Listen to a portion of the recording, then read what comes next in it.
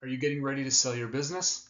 One of the ways we improve the value you're going to get, maybe even the ease of the sale, is by creating relatively high margins. Now that sounds fun, and everyone says, yeah, of course, get me higher margins. What we're looking for is that your margins relative to your competitors are at least at a competitive type of spot, that relative to them, you've got a high margin. And what it indicates to a purchaser is that you've created pricing power, you've created a way to operate probably more efficiently, more cost effective, and that's huge value to somebody. I've seen a few instances where businesses have to have their pricing higher than their competitor. And what it indicates is they've got a supply chain problem, they've got a margin tower problem. There's something going on in there that says, hey, we can't sell at the same level as somebody else. So, relatively high margins are going to be very important. Let's start with pricing strategy.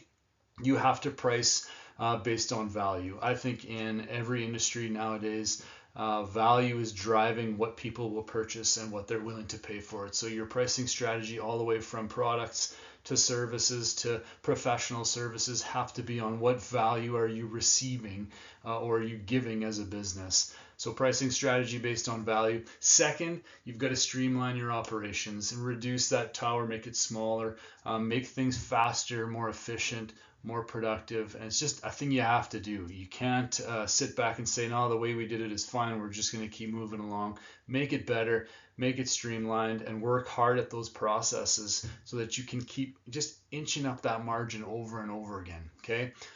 Let's go to number three, focus on high margin products or services. You've got to know the margins for each of the things that you sell or that you do, and focus on the ones right now that are the high margin ones and see if you can go get more of it. I had a conversation a few years back with a client of mine, and he was uncertain. I'm doing a lot of this and a lot of this, and which one's better for me? And once we dialed in and looked at each of them and what margin they were contributing, it became clear just like that. Hey, I've got to do more of this one, and he went and focused all his marketing on that.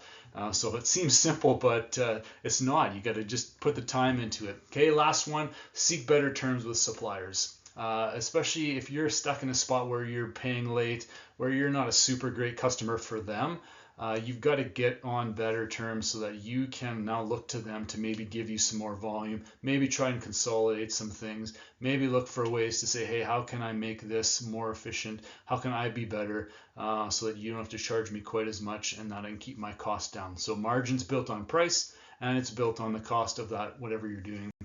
And this is one way to do that. Okay, I'm Everett with In the Vault. I hope you enjoy this. Great luck with selling your business. And if you need to, you can visit me below. Thank you.